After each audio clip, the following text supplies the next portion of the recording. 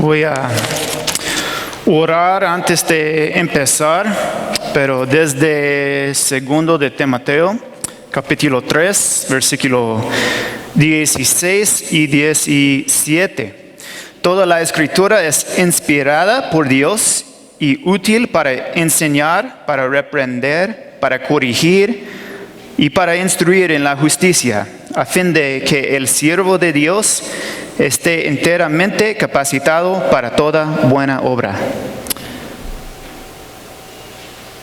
Señor, te damos gracias por el regalo de tu palabra, que tú nos has dado para ayudarnos, para enseñarnos, para reprendernos, para corregirnos, para instruirnos en la justicia, a fin de que estemos capacitados enteramente para toda buena obra. Y te pedimos esta mañana en esta prédica que tú nos ayudes a entender tu palabra y tú seas glorificado por ayudarnos a conocerte más y a adorarte con todo nuestro ser. En el nombre de Jesús Cristo oramos. Amén. Vamos a estudiar en Lucas capítulo 11, si tienes una Biblia esta mañana. Lucas capítulo 11, versículos 14 a 26. El jueves pasado yo viajé con otros 4 personas a Catamayo para reunirnos con unos pastores y líderes de iglesias allí en Catamayo y hablar sobre de un curso de cómo criar nuestros hijos bíblicamente. Y llegamos bien y tuvimos un buen desayuno, un rico desayuno en Catamayo.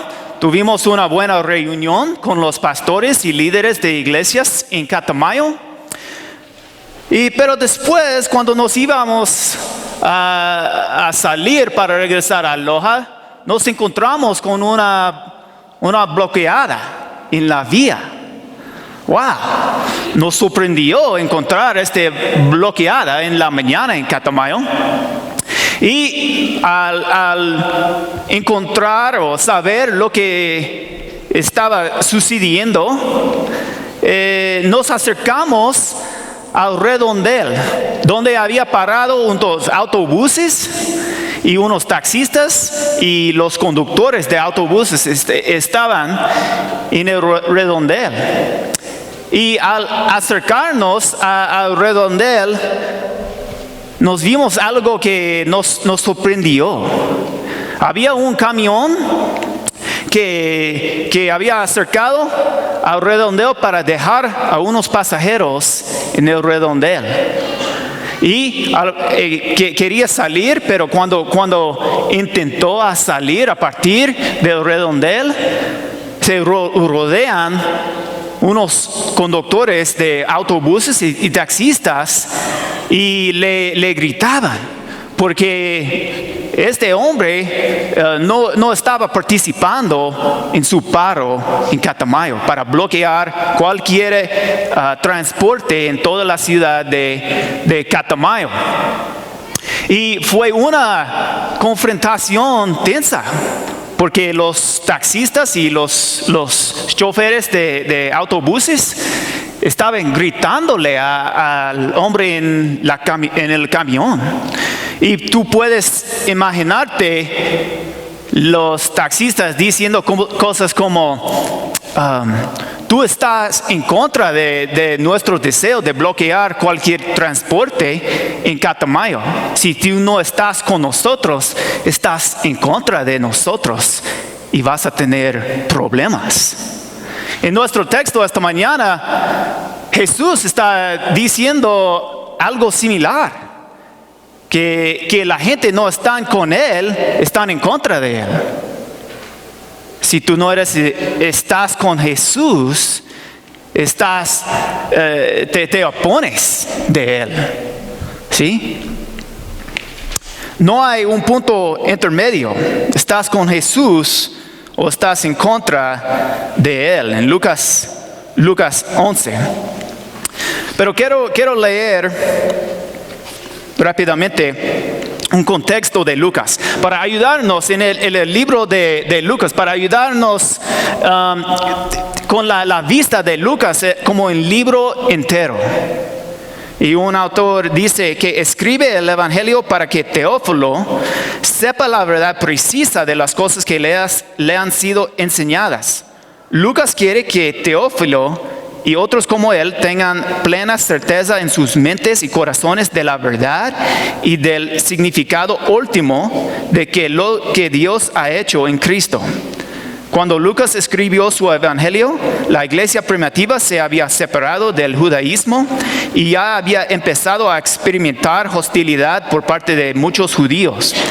A la vez, el pequeño incipiente movimiento cristiano tenía que competir con una mezcla de alternativas religiosas y filosóficas que inundaban el mundo greco-romano. Porque Teófilo debía pensar que entre todas aquellas alternativas, la única religión válida era el cristianismo, porque debía creer que el verdadero pueblo de Dios, los herederos de las promesas del Antiguo Testamento, no eran judíos, sino los cristianos. Y si nos centramos en la cuestión más fundamental, porque Teófilo debía creer que Dios se había revelado de una forma definitiva en Jesús de Nazaret. El Evangelio de Lucas, junto con el libro de Hechos, está pensando para responder a estas preguntas y dar a los nuevos conversos una razón de la esperanza que hay en ellos. Ese es el propósito de Lucas, del libro de Lucas entero. Pero llegamos a capítulo 11 de Lucas y tenemos una pregunta unificadora en nuestro texto esta mañana. ¿Qué significan las obras de Jesús y cómo nos llaman a responderle? Si Dios se había revelado de una forma definitiva en Jesús de Nazaret, ¿cómo los prodigios, los señales de Jesús nos apunta a quién es? ¿Y qué significa su venida? Y la primera cosa que vamos a ver esta mañana es que encontramos la obra de Jesús liberando a las personas de la opresión demónica. Encontramos la obra de Jesús liberando a las personas de la opresión demónica. En versículo 14. Leemos. En otra ocasión, Jesús expulsaba de un hombre a un demonio que lo había dejado mudo. Cuando salió el demonio, el mudo habló y la gente se quedó asombrada. ¿Qué hace Jesús por el hombre mudo?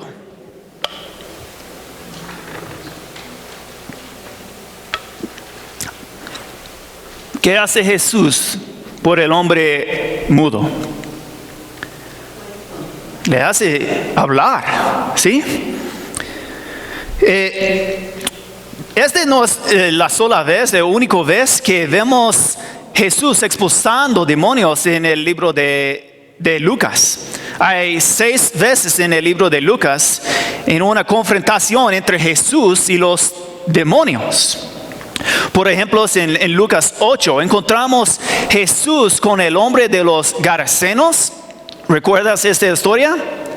Había un hombre con unos demonios que dice la escritura que no se vestía y también vivía en los sepulcros, no con otra gente, no en la ciudad. Pero dice, después de expulsar el demonio Jesús de este hombre, la gente de esta ciudad vinieron para ver el hombre, y dice en capítulo 8, versículo 35, y la gente salió a ver lo que había pasado, y llegaron a donde estaba Jesús, y encontraron sentado a sus pies al hombre de quien habían salido los demonios. Cuando lo vieron vestido y en su sano juicio, tuvieron miedo. Jesús sanó a este hombre del demonio. ¿Y qué es la respuesta de la gente? En Lucas 4, después de otra historia de expulsar a un demonio, dice, todos se asustaron y se decían unos a otros, ¿qué clase de palabra es esta? Con autoridad y poder les da órdenes a los espíritus malignos y salen. La gente reconoció la autoridad de Jesús por la obra que hacía. Y una pregunta llega aquí, no es el punto de la historia, pero quizás es una cuestión en nuestra mente. Este hombre fue mudo por causa de un demonio. Entonces quizás hay la pregunta, ¿todas las discapacidades son resultado de demonios? ¿Toda enfermedad el resultado es por causa de los demonios? Y vemos en la escritura, no es así. En este caso, sí fue así. Pero en otros casos, podemos ver en Éxodo 4:11, es por causa del Señor. Dios dice, ¿quién le puso la boca al hombre? Le respondió el Señor. Respondiendo a Moisés, ¿recuerdas? ¿Acaso no soy yo el Señor quien lo hace sordo o mudo? ¿Quién le da la vista o se la quita? A veces es el Señor que lo hace. En otra instancia, aquí en Lucas mismo, en capítulo 1, Zacarías fue hecho mudo por el ángel Gabriel por causa de no creer su palabra. Fue hecho mudo por el ángel. Y a veces en las escrituras simplemente sucede. ¿Recuerdas en Juan 9 con el hombre que nació ciego? Y la gente piensa que ¿quién pecó para que este hombre nació ciego? Y Jesús les respondió, ni él pecó, ni sus padres, respondió Jesús, sino que esto sucedió para que la obra de Dios se hiciera evidente en su vida. No dice qué fue la causa de la discapacidad, pero fue hecho para que Dios muestra su poder, su obra en este mundo. Vemos que Jesús está liberando a los oprimidos. Y Lucas 4, el propósito de Jesús en venir, en parte, dice, el Espíritu del Señor está sobre mí, por cuanto me ha ungido para anunciar buenas nuevas a los pobres. Me ha enviado a proclamar libertad a los cautivos y dar vista a los ciegos, a poner en libertad a los oprimidos, a pregonar el año del favor del Señor. A poner en libertad a los oprimidos. Y es lo que vemos Jesús está haciendo en este texto esta mañana. Está liberando a este hombre del poder del demonio, del poder de Satanás. ¿Tú reconoces y te asombras de esta señal, de este milagro de Jesús para expulsar a un demonio? ¿Te maravillas por lo que Jesús hace en este mundo?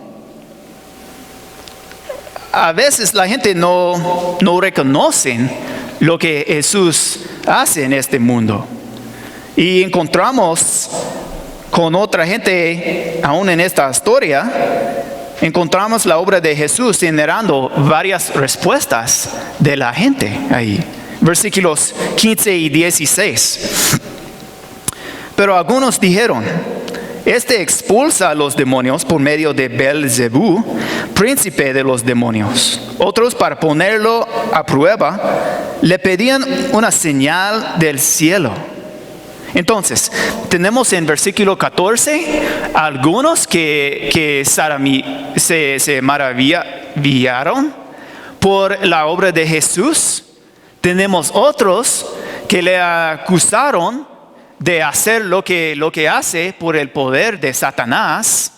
Y tenemos otros que dicen, bueno, yo quiero ver más señales para creer en ti, para seguirte.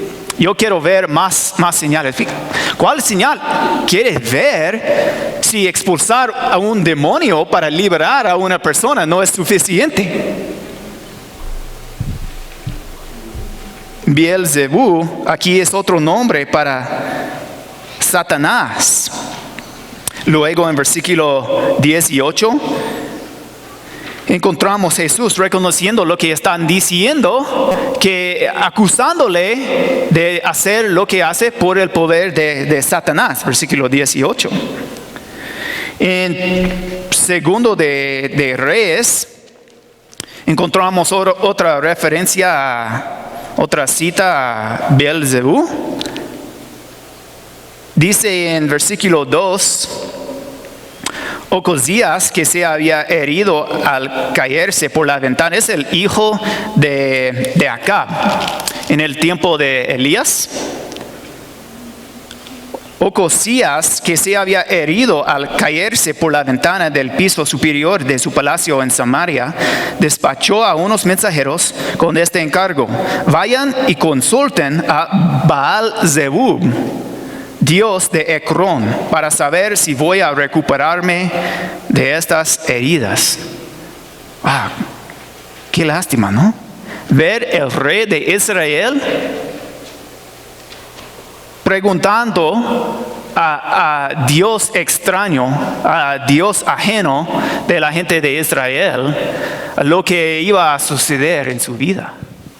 Pero es una referencia a Baal-zebub, que en el Nuevo Testamento vino a referir a Satanás mismo. ¿Por qué? Porque le acusaron la gente de hacer por Satanás esta obra. Porque Jesús estaba obrando en este tiempo y los fariseos, los líderes religiosos en esta cultura, no les gustaron la atención que recibió Jesús y querían descreditarlo de su obra. También encontramos en la respuesta de Jesús la obra de Jesús revelando el poder de Dios. Versículos 17 a 20. Como él conocía sus pensamientos, les dijo: todo reino dividido contra sí mismo quedará asolada, y una casa dividida contra sí mismo se derrumbará. Por tanto, si Satanás está dividido contra sí mismo, ¿cómo puede mantenerse en pie su reino? Lo preguntó porque ustedes dicen que yo expulso a los demonios por medio de Beelzebú. Ahora bien, si yo expulso a los demonios por medio de Beelzebú, los seguidores de ustedes, ¿por medio de quién los expulsan? Por eso ellos mismos los juzgarán a ustedes. Pero si expulso a los demonios con el poder de Dios, esto significa que ha llegado a ustedes el reino de Dios. Las obras de Dios nos muestran o se revelan el poder de Dios. El poder de Dios, porque es un reino contrario al reino de Satanás. Jesús dice que no hace sentido que me acusan de expulsar Satanás por el poder de Satanás. No hace sentido. ¿Por qué quiere Satanás expulsar sí mismo de un hombre? ¿Qué es el propósito de Satanás en este mundo? ¿Qué es su propósito? Juan 10:10, estoy estoy seguro que muchos de ustedes saben este versículo. La misión de Satanás, Juan 10:10 dice, el ladrón, Satanás, no viene más que a robar, matar y destruir. Robar, matar, destruir. Es lo que quiere hacer con este hombre en este pasaje. Quiere destruirlo, quiere matarlo, quiere incapacitarlo a vivir la vida que Dios quiere que él vive en su vida. Es lo que quiere Satanás con todos nosotros. Él quiere robar nuestra vida. Si estamos en Cristo, Él quiere robar nuestro gozo en Cristo, nuestra vida en Cristo. Él quiere matar nuestra vida espiritual. Él quiere destruirnos en nuestra vida para cumplir sus propósitos. Pero ¿qué es el propósito de Dios? ¿Qué es el propósito de Jesús para nosotros? Otra vez en Juan 10:10, Jesús dice, yo he venido para que tengan vida y la tengan en abundancia. Si Jesús restaura al hombre oprimido, ¿qué hizo Jesús por el hombre? Él lo sanó, Él lo restaura. Y lo hace por el poder de Dios. Dice en la Reina Valera el dedo de Dios, que quiere decir el poder de Dios. La venida de Jesús como Mesías, y nos apunta que Él es Mesías, nos resalta que Él tiene el poder de Dios porque Él es Dios mismo. Darrell Bock dice la obra, tiene la cita de Darrell Bock aquí.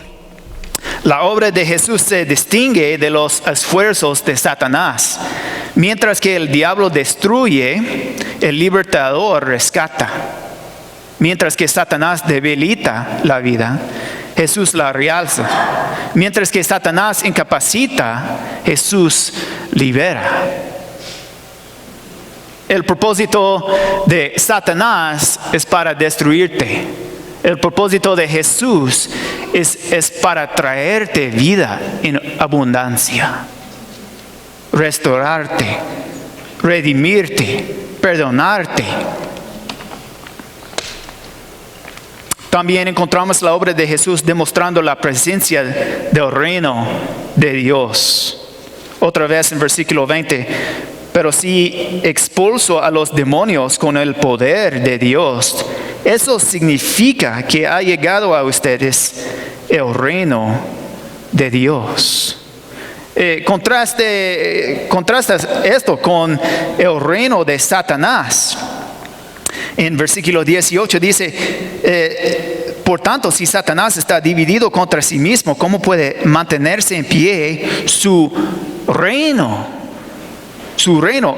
La venida de Jesús trae otro reino. Con Jesús vino el reino de Dios. Porque Él es el Mesías, el que iba a venir para redimir el pueblo de Dios de sus propios pecados, principalmente, de sí mismos. Pero Él es el Mesías que iba a venir para salvar al pueblo de Dios. Y vimos en algunas partes del Nuevo Testamento qué significa el reino de Dios.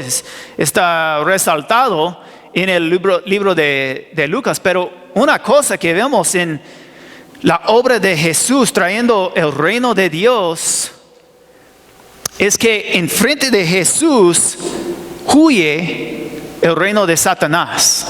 Cuando había una confrontación entre Jesús y los endemoniados, ¿qué hacen los demonios? ¿Qué hacen? Lo reconocen. Sí, lo reconocen a Jesús. ¿Por qué?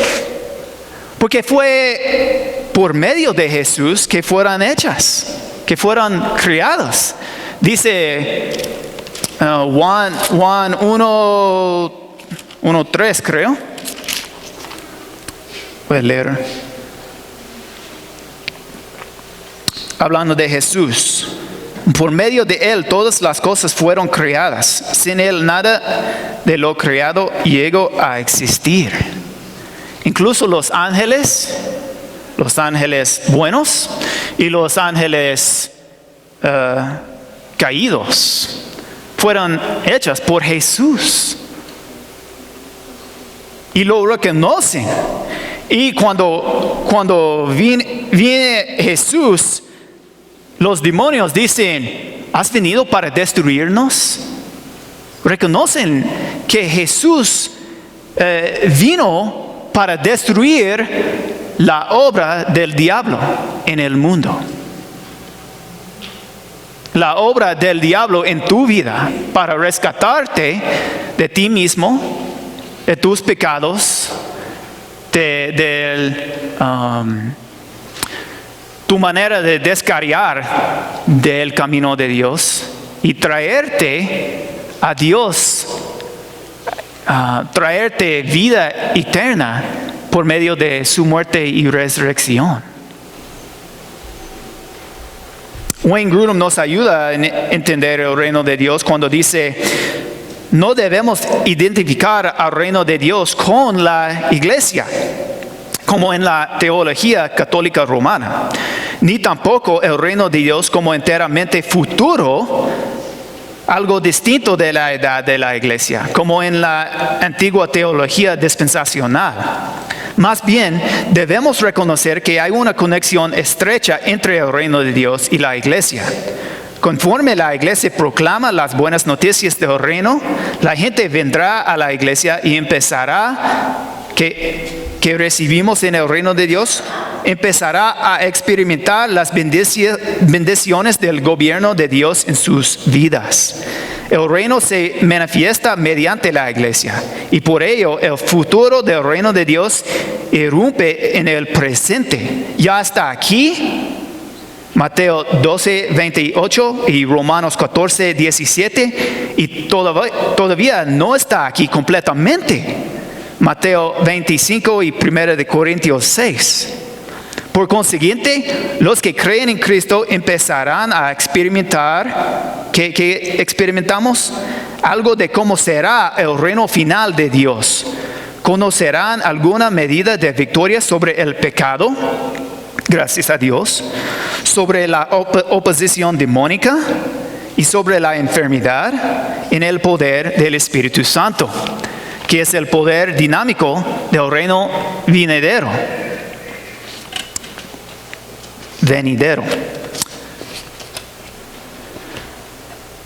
Entonces las obras de Jesús nos muestran el poder y el reino de Dios, pero también las obras de Jesús nos llama a alinearnos con Él.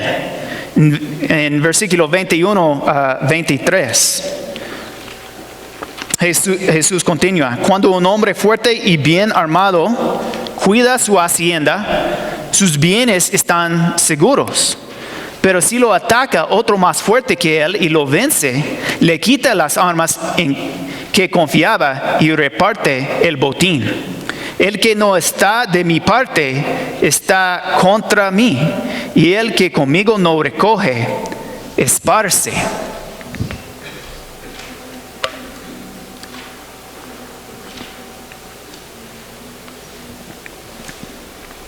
Esta es la conclusión de Jesús a la parábola. Alinéate con Jesús, el hombre más poderoso. Hay dos reinos contrarios, pero no son dos reinos iguales. El reino de Satanás no es igual, no tiene el mismo poder que el reino de Dios. Lo vemos cuando encontramos en la confrontación entre Jesús y los demonios en las Escrituras. Los demonios huyen. No es una lucha de iguales. Sí. Jesús tiene todo el poder. Tiene toda la autoridad. Mateo 28 nos dice, Jesús nos dice que Él tiene toda la autoridad. Hebreos 2:8.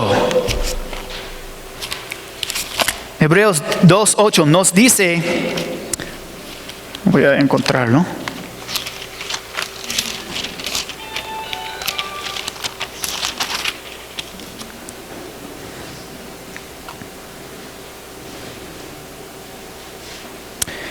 Todo lo sometiste a su dominio. Si Dios puso bajo él todas las cosas, entonces no hay nada que no le esté sujeto. Parte del reino de Dios es que todas las cosas están están bajo los pies de Jesucristo. Ahora bien, es cierto que todavía no vemos que todo lo esté sujeto. Aunque no vemos que todo esto esté sujeto a Jesucristo, sí es sujeto a Jesucristo. Él venció los poderes del diablo en la cruz para redimirnos. Su reino tiene toda la autoridad y poder. Hablando de la casa de una persona, no estamos suficientes poderosos en nosotros mismos para guardarnos. Jesús dice que alguien más fuerte va a venir y vencernos. No podemos confiar en nosotros mismos, nuestro poder, nuestros méritos, nuestra moralidad para vencer en este mundo. Debemos confiar en alguien más poderoso que nosotros.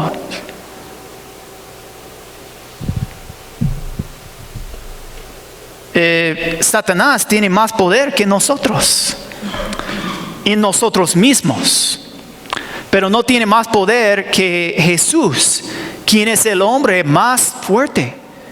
Jesús es poderoso, es todopoderoso. Y si Jesús está en nosotros, está con nosotros, no hay nada que va a vencer Jesús en nosotros.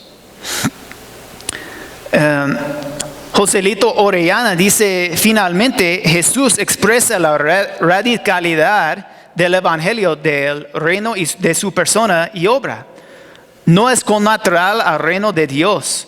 De hecho, la neutralidad no existe, porque es apostasía, y aquella al final es incredulidad. O se está con Jesús o contra Jesús. O se cosecha con Él para vida eterna, o se desperdicia la vida en condenación.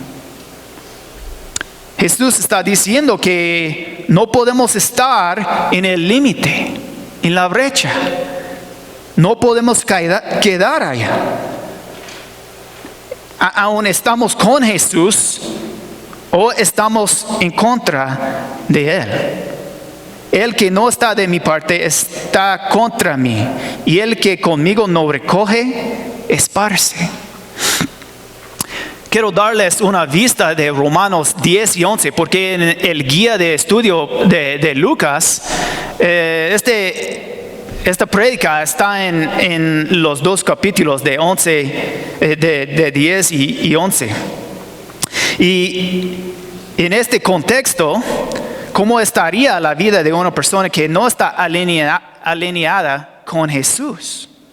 Bueno, principalmente en este pasaje vemos que los que no se están alineados con Jesús rechazan que Jesús obra por el poder de Dios.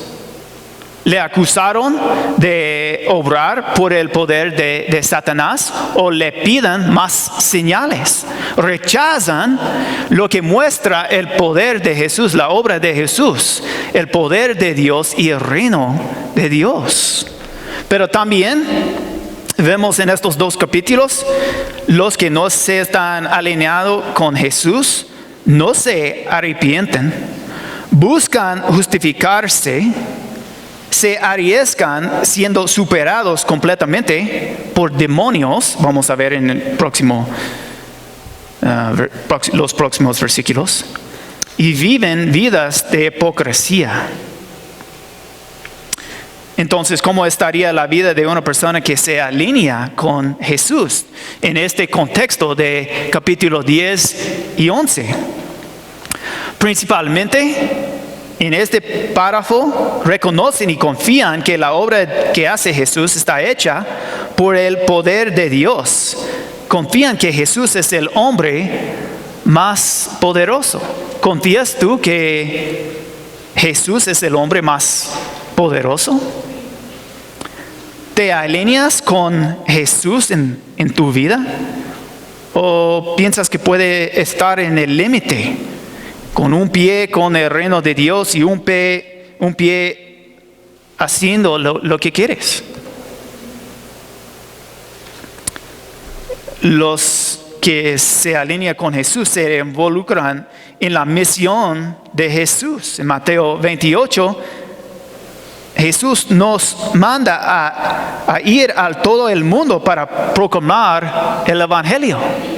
También lo hace con 70 de sus discípulos en capítulo 10. Y cuando regresaron los 70 discípulos de Jesús, le dijeron: bueno, Señor, los demonios huyen en su nombre por el ministerio de nosotros. ¡Wow! ¡Qué increíble!, ¿no? Y Jesús les respondió: ¿no te regocijas que los demonios le obedecen? ¿Te regocijas que tu nombre está escrito en el cielo? Lo que es más importante. También confían en la misericordia de Dios y la demuestran a los demás. En la parábola del buen samaritano, la gente alineados con Jesús reconocen la misericordia que Dios les ha mostrado y muestran esa misericordia a los demás. Priorizan tiempo con Jesús. Aprendemos de la historia de Marta y María. Oran con persistencia y oyen la palabra de Dios y la obedecen. Se arrepientan y la luz en ellos se brilla en su vida. Y viven vidas de integridad en vez de hipocresía. En el contexto de 10 y 11.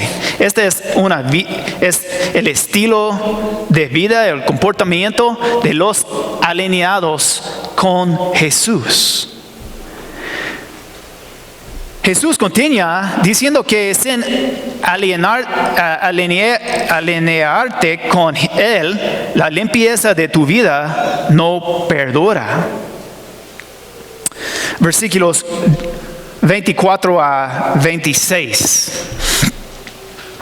Cuando un espíritu maligno sale de una persona, va por lugares áridos buscando un descanso. Y al no encontrarlo, dice: volveré a mi casa de donde salí. Y cuando llega, la encuentra barrida y arreglada. Luego va y trae otros 7 espíritus más malvados que él y entran a vivir ahí. Así que el estado final de aquella persona resulta peor que el inicial. ¡Wow! Impresionante, ¿no? Si pensamos que por una limpieza de nuestra vida, por nosotros mismos o por un programa, cualquier cosa, sin alinearnos con Jesús, no perdura. Es fútil. No nos sirve eternamente, últimamente. ¿Cuáles son las maneras en que intentamos limpiarnos de la maldad?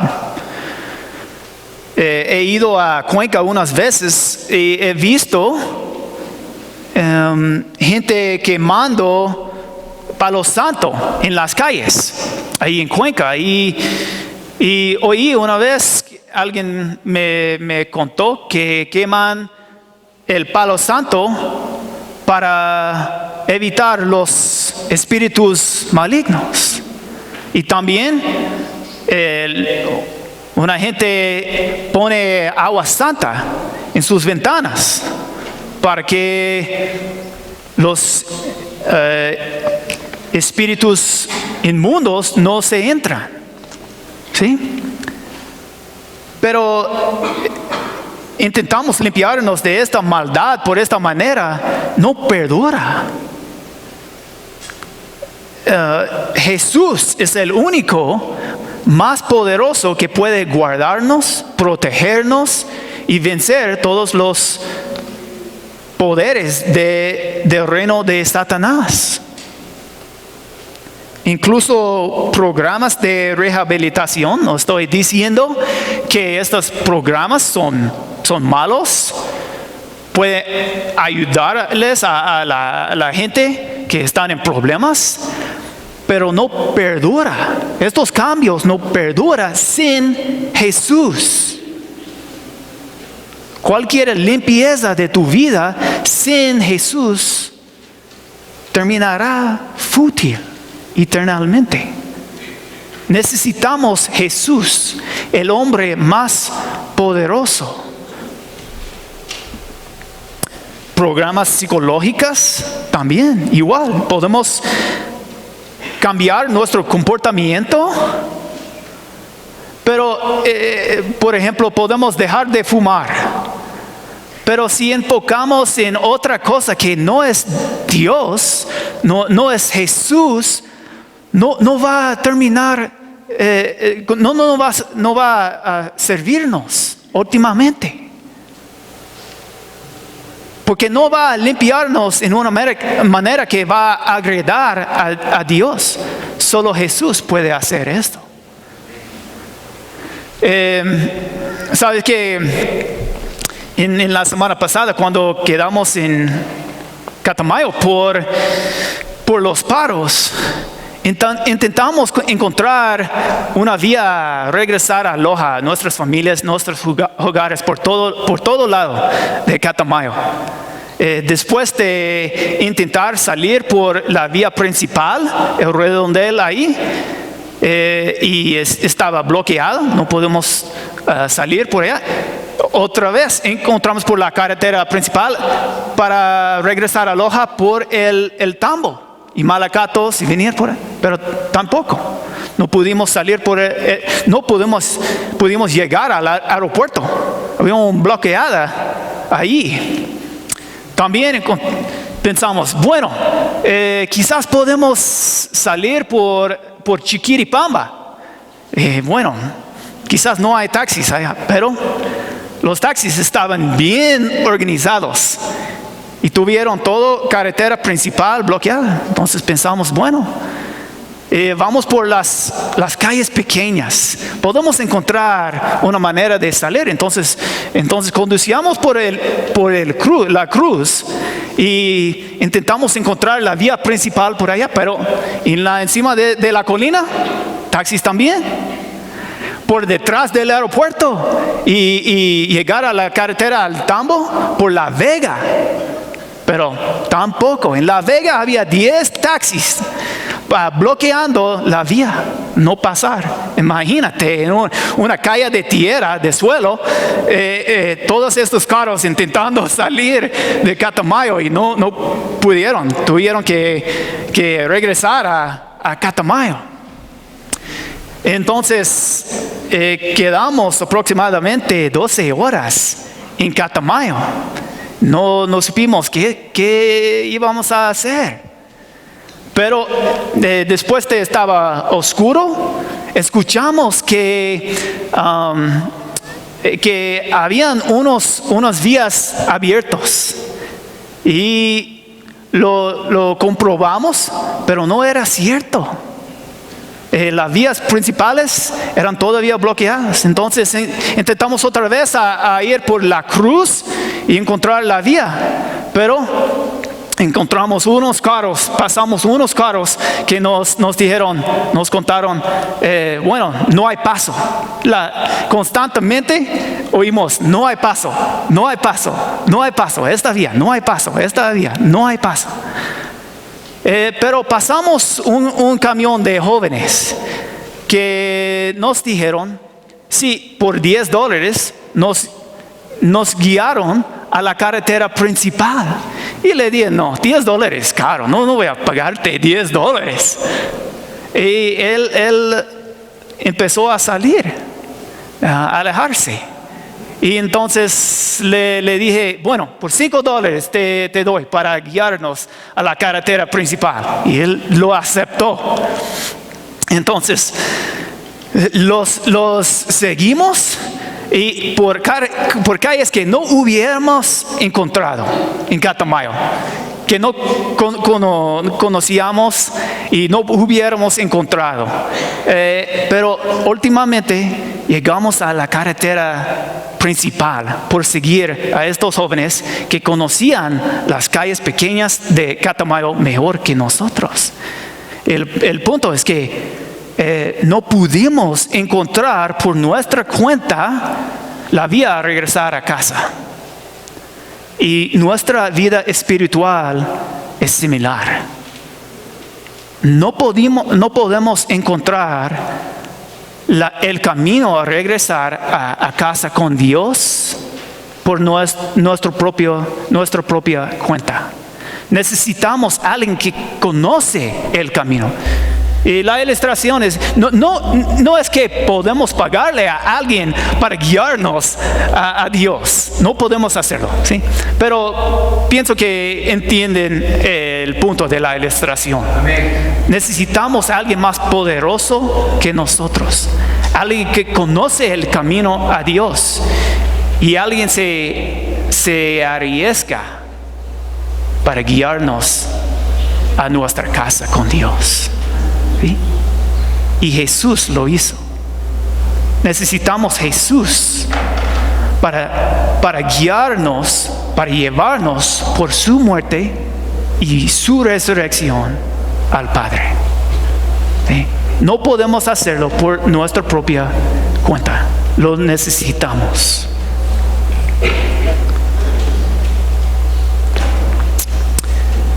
En conclusión, algunas preguntas de este pasaje. ¿Qué te piensas de la obra de Jesús? ¿Crees que expulsó al demonio por el poder de Dios, mostrando el reino de Dios? ¿Te maravillas por la obra de Jesús en expulsar a un demonio de un hombre, liberándolo? Otra pregunta, ¿quién es el dueño de tu vida? Tú no eres. Quizás piensas que es el dueño o la dueña de tu vida, pero no eres. No eres poderoso. No tiene más poder en ti mismo contra los demonios que pueden derrotarte. ¿Hay alguien más poderoso que tiene carga de tu vida? Jesús es el único que puede protegerte, guardarte, que no puede ser derrotado por las fuerzas del maldad. ¿Te estás alineado con Jesús en su reino, en su poder, el reino de su Padre en el mundo? ¿Te estás alineado con Él?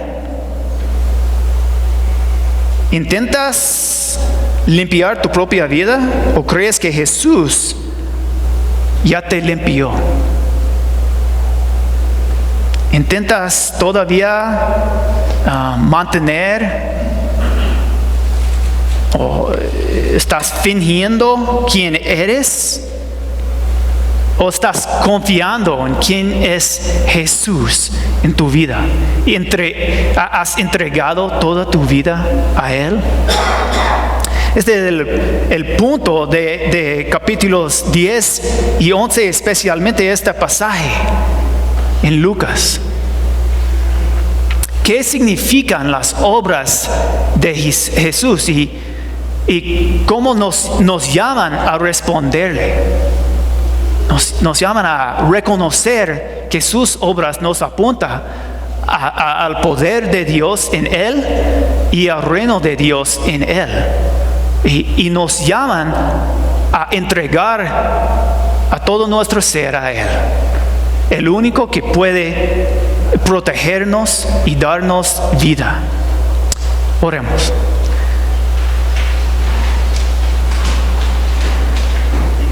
Jesús, gracias por tu palabra.